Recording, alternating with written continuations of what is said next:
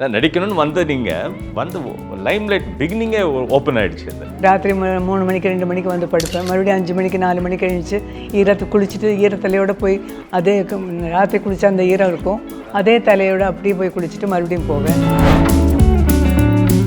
உங்களை முதல்ல ஐடென்டிஃபை பண்ணது ஜெமினி கணேசன் சார்ன்னு சொல்கிறாங்க. இப்போ சென்னையில் வந்து ஃபஸ்ட்டு டே ப்ரோக்ராமில் வந்து ஜெமினி சார் வந்திருந்தார். என்னை கூப்பிட்டு பாமா அப்படின்னாரு, நீ நல்லா இருக்க, நல்லா ஆடுற, நீ ஃப்யூச்சரில் வந்து நல்லா வருவேன், பெரிய நடிகையாக வருவேன். அந்த அவர் வாய் மொத்தமாக என்னமோ தெரியல, அவர் கூடயே நடிக்கிற வாய்ப்பு வந்தது.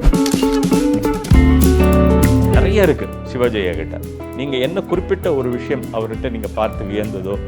ஒரு ஷூட்டிங் செட்டுக்கு வந்தாச்சுன்னா மற்றவங்க எப்படி நடிக்கிறாங்க, என்ன பண்ணுறாங்க, எது பண்ணுறாங்க, அதுக்கு நம்ம என்ன ரியாக்ட் பண்ணணும், இது எல்லாமே அவர்கிட்ட தான் நான் கற்றுக்கிட்டேன்.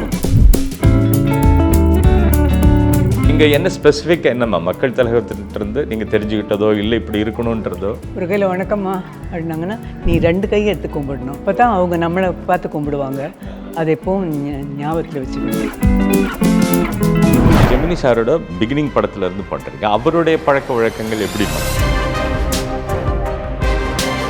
இது புது தகவல்மா, இது வரைக்கும் அந்த கோணத்தில் இல்லை, நான் நிறைய கேள்விப்பட்டிருக்கேன் அவரை பற்றி. ஆமாம், சாவித்ரி அம்மா சொன்னாங்க, பழைய தங்கத்திற்கு நல்ல விலை கொடுக்கும் சிறந்த நிறுவனம் பெஸ்ட் மணி கோல்டு. உங்களை முதல்ல ஐடென்டிஃபை பண்ணது ஜெமினி கணேசன் சார்ன்னு சொல்கிறாங்க. அதாவது நீங்கள் நல்லா வருவீங்க அப்படின்னு. அது ஞாபகம் இருக்கா? எப்போ? நல்லா ஞாபகம் இருக்குது. ஏன்னா பழனியில் ஆரம்பித்த பயணம், பழனியிலேருந்து தான் ஆரம்பிச்சு, முருகன்கிட்ட இருந்து தான் ஆரம்பிச்சது. நாடகங்கள், ட்ராமா, அப்படி இப்படின்னு ஆரம்பிச்சு டெலிவிஷன் ஷோ வந்து பிற்காலத்தில் வரப்போகுது, இப்படி தான் இருக்கும் அப்படின்னு சொல்லி ஸ்டேஜுக்குள்ளே வந்து டான்ஸ் ஆட வச்சு 2 டான்ஸ் முடிஞ்சோன்னா கர்த்தனை விளக்கிடுவாங்க. அப்போ நாங்கள் அங்கே நின்று டான்ஸ் ஆடுவோம். அப்போ டெலிவிஷன் வராத நேரம் அது. ஆமாம், வராத நேரம் 35-40 வருஷத்துக்கு முன்னாடி, 50 வருஷத்துக்கு முன்னால் நடந்த கதை. வந்தால் எப்படி இருக்குன்ற கான்செப்ட். ஆமாம், அந்த கான்செப்டை வந்து பழனிக்கு அப்புறம் மதுரை, திருச்சி, திண்டுக்கல், அப்படி பல ஊர்களில் முடித்து லாஸ்ட்டில் வந்து சென்னைக்கு வந்தோம். இப்போ சென்னையில் வந்து ஃபஸ்ட்டு டே ப்ரோக்ராமில் வந்து ஜெமினி சார் வந்திருந்தார் தலைமை தாங்கிறதுக்காக.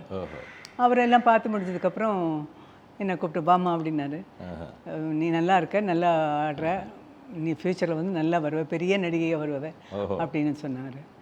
அந்த அவர் வாய் மொத்தமாக என்னமோ தெரியல, அவர் கூடயே நடிக்கிற வாய்ப்பு வந்தது. அப்போ நீங்கள் நடித்தப்போ அவர்கிட்ட அதை பரிமாறிக்கிட்டீங்களா? இப்படி நீங்கள் சொல்லியிருக்கீங்கன்றது அவர்கிட்ட பேசுனீங்களா? இல்லை, அது அவரை பார்த்து அதெல்லாம் பேசுகிற அளவுக்கு எனக்கு புத்தியும் கிடையாது, அறிவும் கிடையாது.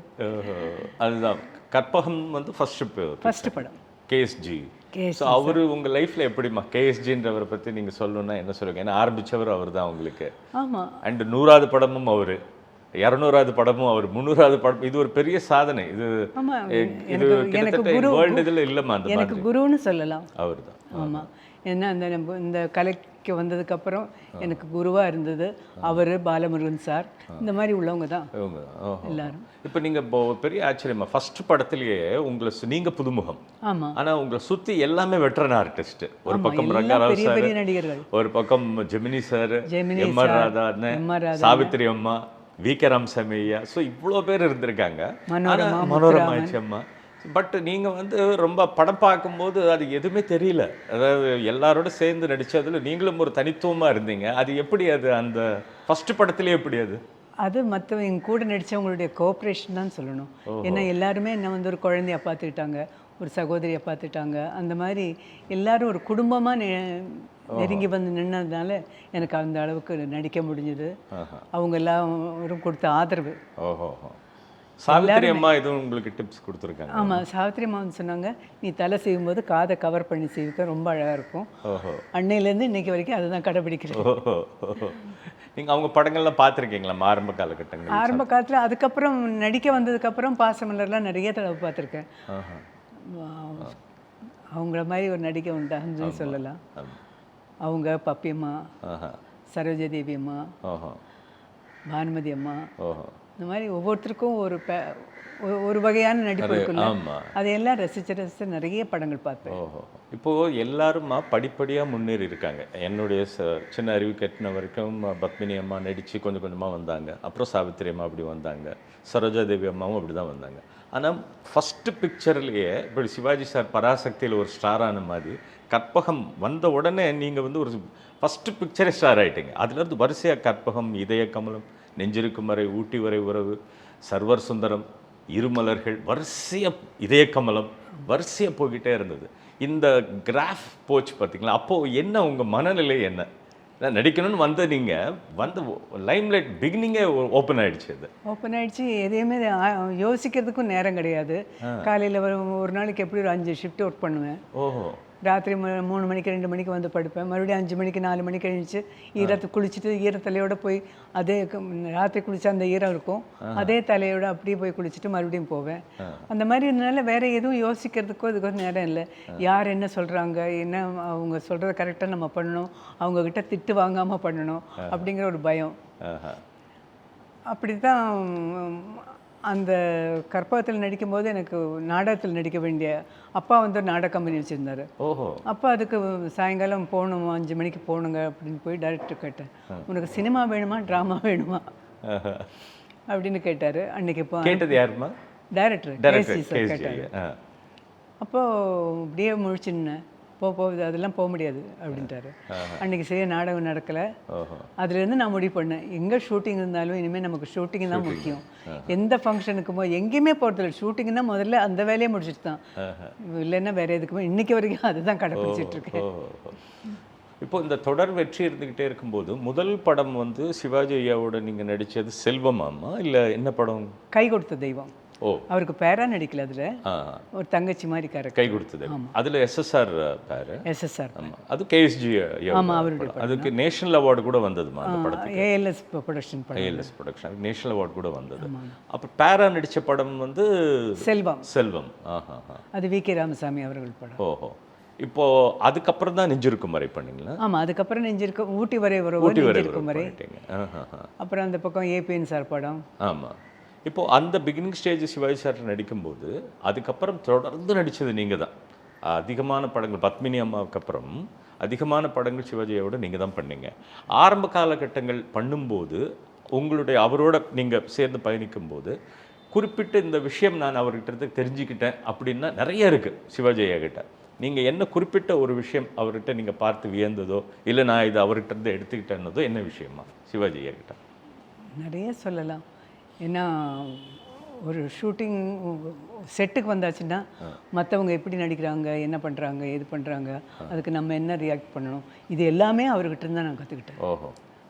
செட்டை விட்டு வெளியே போகக்கூடாது, இங்கே இருக்கணும் சொல்லுவார். அதே மாதிரி 7 மணிக்கு வரேன்னா 6:45 வந்துடுவார். இன்றைக்கி கூட நான் கடைப்பிடிக்கிறது அதை தான். ஏன்னா ஒரு 10 மணிக்கு இப்போ நீங்கள் வரேன்னு சொன்னீங்க, அதான் 9 மணிக்கே ரெடியாகி உட்காந்துருக்கீங்க. அந்த ஸ்கூல் ஓல்டு அந்த ஸ்கூல் தான். ஸோ இதில் நீங்கள் வரிசையாக பண்ணிக்கிட்டு இருந்தப்போமா இப்போது சோஷியலாக வந்து ஊட்டி வரை உறவு இந்த மாதிரி படங்கள் பண்ணிக்கிட்டே இருந்தீங்க. அப்போது ஏபிஎன் ஐயாவோட படங்கள் பண்ண ஆரம்பிச்சிங்க. சரஸ்வதி சபதம், திருமால் பெருமை, கந்தன் கருணை. அப்போது அந்த தமிழ் எப்படி அடாப்ட் பண்ணிக்கிட்டீங்க? பிகாஸ் நீங்கள் ஒரு லாங்குவேஜ்லேருந்து வந்தீங்க, இந்த லாங்குவேஜ் நார்மல் பேசுகிறதுக்கும் இது எப்படி நீங்கள் படிப்பீங்களா இல்லை ஒரு தடவை கேட்பீங்களா? இது எப்படி உங்களோட ப்ராக்டிஸ் எப்படி? அந்த புராண படத்துக்கெல்லாம் வந்து ஏபிஎன் சார் அவர் படத்துக்கு வந்து வரும்போது எல்லாரும் 7 அப்போ எல்லாம் முக்கால்வாசி 7 மணிக்கு அழைச்சிட்டு தான். அப்போ 5 மணிக்கு 4 மணிக்கே வித் மேக்கப் வந்துடுவோம் எல்லோரும். அப்புறம் அவர் டைரக்டர் வந்து சேர் போட்டு சென்டரில் உட்காந்துக்கிட்டு எல்லா ஆர்டிஸ்டையும் சுற்றி உட்கார வைப்பார். சிவாஜி சார், ஜெமினி சார், பத்மினி அம்மா, சாவித்திரி அம்மா, மனோரமா, நாகேஷ், இப்படி எல்லாருமே வட்டமாக உட்காந்துக்கிட்டு சிவகுமார் அவங்கவுங்க டைலாக்கை நீங்கள் இப்படி சொல்லுங்கள், நீங்கள் இப்படி சொல்லுங்கள், நாகேஷ்ட இப்படி சொல்லுங்கள், சிவாஜி சார் டைலாக்கு எல்லாருக்குமே சொல்லி கொடுத்து அப்புறம் நாங்கள் ஒரு 2 தடவை அந்த ரிஹர்சல் பார்த்துப்போம். அதுக்கப்புறம் அந்த மாடுலேஷனோட செட்டில் போய் ஸோ ஷார்ட்டுக்கு முன்னாடி குரூப் டிஸ்கஷன் மாதிரி அந்த சீன் படிப்பாங்க இல்லையா, அதை படிச்சுட்டு ஒரு தடவை நாங்களே எல்லாம் சொல்லி பார்த்துட்டு அப்போ ஒருத்தருக்கு ஒருத்தர் சளைக்காமல் பேசுவோம் வீரமாக. அவர் அப்படி பேசினா நம்ம இன்னும் கொஞ்சம் கூட அழுத்தமாக நல்லா பேசுவோம். அப்படி போட்டி போட்டுட்டு நடிப்போம். அது சரஸ்வதி சபதத்து ஹைலைட்மா. ஏன்னா பிகினிங்கில் தாய் தந்த பிச்சையிலே வளர்ந்தேனம்மான்னு இப்படி வந்துட்டு அதுக்கப்புறம் அந்த நிலைமை மாறின உடனே நீங்கள் வந்து அவர்கிட்ட ஒரு போட்டி போட்டு நிற்பீங்க சிவாஜி சார்கிட்ட. எப்படி அந்த தைரியமாக பண்ணீங்க? அந்த அவ்வளோ பெரிய பெர்ஃபார்மர் முன்னாடி சேலஞ்சிங்காக இருக்கும் நீங்கள் பேசுகிறதெல்லாம் அவரே எடுத்து கேள்வி. அதெல்லாம் டைரக்டரும் கூட நடித்தவங்க தான் காரணம். ஏன்னா அவங்க வந்து சாதாரணமாக நீ சொல்லுமா தைரியமாக சொல்லுமா அப்படிம்பாங்க, அவ்வளோதான். சிவாஜி சார் என்கரேஜ் பண்ணுவார் எல்லாரும், டைரக்டரும் சரி. எனக்கு கிடைச்ச டைரக்டருங்க அந்த மாதிரி அந்த காலத்தில். ஆமாம்.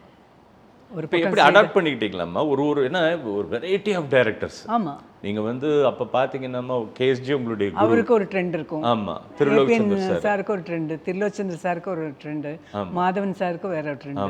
இப்படி ஒவ்வொன்றுக்கும் ஒன்று. இப்போ தேவர் ஃபிலிம்ஸ்னால் அது வேற ட்ரெண்டாக இருக்கும். ஆமாம். கொஞ்சம் அழுத்தி சொல்லணும்னா தேவர் ஃபிலிம்ஸில் டைலாக்கோ எதுவோ ஒரு முறைக்கு அப்பா சொல்லுவார். அதை ஒரு தடவை சொல்லணும், நீ போறியாடா அப்படின்னு சொல்லி 2 தடவை ரிப்பீட் பண்ணி. ஏன்னா அது வந்து போய் மாஸ் ரீச் ஆகணும்னு. ஆமாம், கரெக்ட். தேவர் ஃபிலிம்ஸ் நீங்கள் வந்து மேரேஜுக்கு அப்புறம் நடுவில் குழந்தை பிறந்த இல்லை, முதல்ல நடிச்சிருக்காங்க. கன்னித்தாய், ஓஹோ, தொழிலாளி, சின்ன மக்கள் திலகத்தோட பண்ணது தொழிலாளி தான் ஃபர்ஸ்ட் படம். இப்போ அவர்கிட்ட என்னம்மா குறிப்பிட்ட, ஏன்னா அவர் நீங்கள் இருக்கிற நேரத்திலேயே பெரிய செல்வாக்கில் இருக்கிறவர் மக்கள் திலகம். அந்த நேரத்தில் நீங்கள் என்ன ஸ்பெசிஃபிக்காக என்னம்மா மக்கள் திலகத்திலிருந்து நீங்கள் தெரிஞ்சுக்கிட்டதோ இல்லை இப்படி இருக்கணுன்றதோ? எனக்கு வருஷம் எல்லாம் ஞாபகம் இல்லை. என்ன இப்போது வந்து அது 55-60 வருஷம் ஆகிருக்கும். அதனால அவர் ஸ்டேஜில் நல்லவன் வாழ்வான்னு சொல்லி ஒரு ட்ராமா வந்து தூத்துக்குடியில் நடந்துட்டு இருந்தது. அப்போ அந்த எக்ஸிபிஷன் ப்ரோக்ராமுக்கு நான் போயிருந்தேன். அது சீக்கிரமாக ப்ரோக்ராம் எல்லாம் முடிஞ்சோடனே இவர் நாடகம் இருக்குன்னு சொல்லிட்டு 9 மணிக்கு அங்கே போய் உட்காந்து அதை பார்த்துட்டு இருந்தோம். அப்படி தான் நான் அவர் முதல்ல பார்த்தது. ஸ்டேஜில் தான் பார்த்துருக்கேன். நான் கிட்ட எல்லாம் போகல, ஏன்னா அவரை சுற்றி நல்ல க்ரௌட் இருக்கும் இல்லையா, அவங்க தான் முதல்ல பார்த்தேன். அப்புறம் நான் பார்த்தது தொழிலாளி படத்துக்காக பார்த்தேன். அது தேவர் ஃபிலிம்ஸ் முதல் படம் அதுதான். ஆமாம், தொழிலாளி. அப்புறம் கன்னித்தாய் நினைக்கிறேன். கன்னித்தாய். இப்போ அவர்கிட்ட இருந்து நீங்கள் பார்த்த ஒரு குறிப்பிட்ட அம்சம், இது அவர்கிட்ட கற்றுக்கணும். இப்போ எப்படி சிவாஜி சார்கிட்ட அந்த டைமிங்கு அந்த பிரின்சிபல் தான் சொல்கிறீங்க, அதே மாதிரி மக்கள் திலகத்துக்கிட்ட என்னம்மா ஒரு ஸ்பெசிஃபிக்கான விஷயம்? அவர்கிட்ட கற்றுக்கிட்டது வந்து யாராவது வந்து ஒரு கையில் வணக்கம்மா அப்படின்னாங்கன்னா நீ 2 கையை எடுத்து கும்பிடணும். அப்போ தான் அவங்க நம்மளை பார்த்து கும்பிடுவாங்க. அதை எப்பவும் ஞாபகத்தில் வச்சுக்கணும். எடுத்துகிட்டு இப்படி பண்ணிட்டு போகக்கூடாது அப்படின்னு சொல்லி. பொம்பளைங்கன்னா ரொம்ப அஹான்னு சத்தம் போட்டு சிரித்து இது பண்ணலாம் கூடாது. ஆர்டிஸ்டாக இருந்தாலும் பொம்பளை சிரிச்சா போச்சு புகழை விரிச்சா போச்சுன்னு சொல்லுவாங்க. அதனால ரொம்ப ஜாக்கிரதையாக நல்ல பேர் வாங்கிறதுக்கு நல்லபடியாக நடந்துக்கணும். யாரும் நம்மளை பார்த்தா 2 கையெடுத்து கும்பிடணும், மரியாதை கொடுக்கணும். அது நம்ம மரியாதையாக நடந்துக்கிட்டால் தான் அவங்க மரியாதை கொடுப்பாங்க. அந்த மாதிரி நிறைய விஷயங்கள் சொல்லியிருக்காரு. அவரோட நான் வந்து ஃபஸ்ட்டு பணம் படைத்தவன் நடித்தேன். தொழிலாளி, அதுக்கப்புறம் பணம் படைத்தவன் RR pictures Ramanna sir director அவர் தான். அதுக்கு வந்து கல்கட்டா ஃப்ளைட்டில் போயிட்டு இருந்தோம். அப்போ வரைக்கும் நிறைய ஒர்க் பண்ணிட்டு ரொம்ப டயர்டாக உட்காந்துருந்தேன். அப்போ வந்து அவர் ஜானகி அம்மாட்ட சொல்லிவிட்டு போய் கேளு அவளுக்கு என்ன வேணும்னு. ஏன் டல்லாக இருக்க, உடம்பு சரியில்லையா, இல்லை கொஞ்சம் தலைவலிக்குது அப்படின்னு சொல்லிட்டு உடனே அந்தம்மா மருந்தெல்லாம் எடுத்துகிட்டு வந்து கொடுத்து சாப்பிடுங்க அப்படின்னாங்க. அதுக்கப்புறம் வந்து கல்கட்டா போனதுக்கப்புறம் அங்கே ஷூட்டிங் நடந்தது. அப்புறம் ஒரு நாள் வந்து தமிழ் சங்கத்தில் வந்து ஒரு ஃபங்க்ஷன் வச்சுருந்தாங்க. அதுக்கு வந்து அவரும் வந்திருந்தார், நிறைய நடித்தவங்க எல்லாருமே வந்திருந்தாங்க. அப்போ வந்து சொன்னார், இந்த பொண்ணு வந்து விஜயா, KR விஜயா, புது பொண்ணு, கற்பகம் படத்தில் நடிச்சிருக்கா, நல்லா பண்ணியிருக்கா, ஃப்யூச்சரில் வந்து அவள் ரொம்ப நல்லா வருவா அப்படின்னு சொல்லி ஒரு நல்ல இன்ட்ரோடக்ஷன் பண்ணார். அது வந்து என்னால் மறக்கவே முடியாது. உங்களோட கோஸ்டார்ஸில் வந்து நீங்கள் வந்து சிவாஜி சார், அதுக்கப்புறம் MGR, அதுக்கப்புறம் ஜெமினி சாரோட பிகினிங் படத்துலேருந்து பண்ணுறீங்க. அவருடைய பழக்க வழக்கங்கள் எப்படிம்மா ஜெமினி சார் பற்றி? அவர் வந்து ஒரு நடிகராகவே எனக்கு தோணலை. என்ன ரொம்ப சாதாரணமாக பழகுவார், ரொம்ப சிம்பிளாக இருப்பார். யாருக்கு என்ன இருந்தாலும் பார்த்துக்கிட்டு கவனிச்சுட்டு நடப்பார். எல்லாருக்கும் ஹெல்ப் பண்ணக்கூடிய நான் கேள்விப்பட்டிருக்கேன். ஒரு படத்தில் பணம் வரலைன்னா கூட அடுத்த படத்துக்கு அட்ஜஸ்ட் பண்ணி கொடுப்பாரு. இந்த மாதிரி தெரியாமல் வெளியில் தெரியாமையே பல நிறைய பேருக்கு தெரியாது. இப்போ நீங்கள் சொல்கிற தகவல் வந்து இல்லை, தெரியாது. நிறைய பேருக்கு உதவி பண்ணியிருக்காரு. எத்தனை படத்துக்கு பணம் கொடுக்கலன்னா கூட அதை அட்ஜஸ்ட் பண்ணி அவர் பண்ணியிருக்காரு. அந்த மாதிரி ஒரு தங்கமான இது புது தகவல்மா. இது வரைக்கும் அந்த இல்லை நான் நிறைய கேள்விப்பட்டிருக்கேன் அவரை பற்றி. முக்தா ஃபிலிம்ஸு அங்கே நிறைய பண்ணியிருக்காரு. ஆமாம், அவரை ஒரு தடவை போட்டு படம் எடுத்துட்டாங்கன்னா கண்டினியூஸ் எடுத்துட்டா இருப்பாங்க. பழைய தங்கத்திற்கு நல்ல விலை கொடுக்கும் சிறந்த நிறுவனம் பெஸ்ட் மணி கோல்டு.